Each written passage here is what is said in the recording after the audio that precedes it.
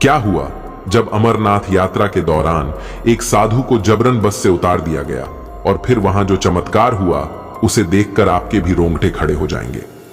इस वीडियो की शुरुआत करने से पहले महादेव के सच्चे भक्त कमेंट बॉक्स में हर हर महादेव जरूर लिखें, और इस वीडियो को लाइक करके चैनल को सब्सक्राइब करना बिल्कुल मत भूलिएगा। इस सत्य चमत्कारिक घटना की शुरुआत होती है प्रयागराज के सुभाष नगर से।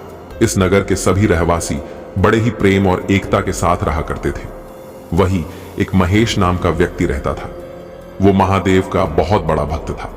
वो सुबह उठते ही नहा धोकर तैयार होकर सबसे पहले महादेव के मंदिर जाता, उनकी पूजा करता, उसके बाद ही अन्न का दाना ग्रहण करता। उसकी बड़ी तमन्ना थी कि वो एक बार अमरनाथ जाकर महादेव के दर्शन करें। उसके बाद महेश अपने कॉलोनी के कुछ दोस्तों के साथ मिलकर अमरनाथ जाने की योजना बनाता है। उसके सभी दोस्त भी चलने के लिए तैयार हो जाते हैं।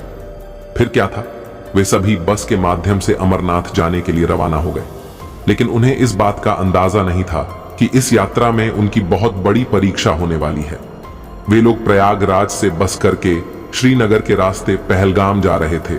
वहीं से अमरनाथ के लिए पैदल यात्रा की शुरुआत की जाती है। लेकिन जब उन्होंने आधा रास्ता पार कर लिया था, तब वह एक ढाबे पे खाना खाने के लिए रुके, और तभी वहां अनजान साधु आकर उनकी बस में बैठ गए। वे बस के कोने में बैठकर ध्यान अवस्था में लीन हो गए, लेकिन उनके ऊपर किसी की नजर नहीं पड़ी। बस आगे की ओर रवाना हो गई। कुछ ही देर बाद बस कंडक्टर ने देख लिया और उनकी ध्यान अवस्था तोड़ उनसे पूछा कि आखिर तुम कौन हो और इस बस में क्यों चढ़े।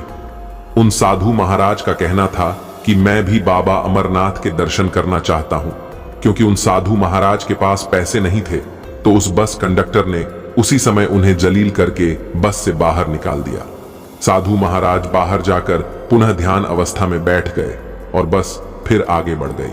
लेकिन उन सभी यात्रियों को अंदाजा नहीं था कि उन साधु महाराज का अपमान उन्हें बहुत भारी पड़ने वाला था। जब आगे बस 10 किलोमीटर का सफर तय किया, तो अचानक से बस का टायर पंचर हो गया। जंगली इलाका था, बहुत ही मुश्किल से बस का पंचर बनाया गया और फिर पुनः आगे की ओर रवाना हुई। लेकिन 10 किलोमीटर बाद पुनः फिर से टायर पंचर हो गया, जिसके बाद फिर से पंचर बनाया गया। लेकिन यह सिलसिला नहीं रुक रहा था। पंचर बनाया जाता और थोड़ी देर बस चलने के बाद पुनः पंचर हो जाती।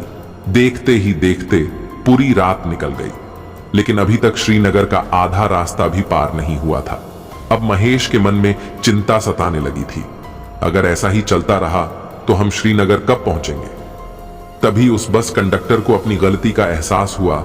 उसे समझ में आ गया कि ये जो कुछ भी हो रहा है, यह उन साधु महाराज के अपमान का ही नतीजा है।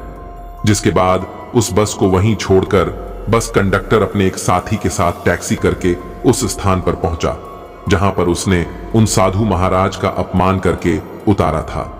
और गौरतलब बात यह थी कि इस स्थान पर वो साधु महाराज अभी भी ध्यान मुद्रा में बैठे हुए थे, और दोनों ने उस साधु महाराज के पैरों में गिरकर माफी मांगी और उनके साथ जो भी हुआ उन्हें सब कुछ बताया।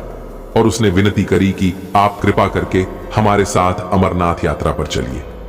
साधुओं की परपति इतनी होती है कि ना तो उन्हें सम्मान का मोह होता है और ना ही अपमान का भय।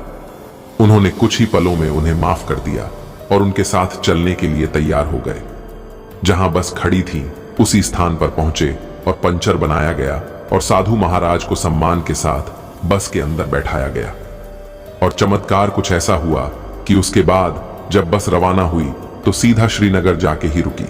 उसके बाद महेश और उसके दोस्तों ने दिव्य साधु महाराज के सानिध्य से अमरनाथ यात्रा की शुरुआत की और बाबा अमरनाथ के बहुत अच्छी तरह से दर्शन किया।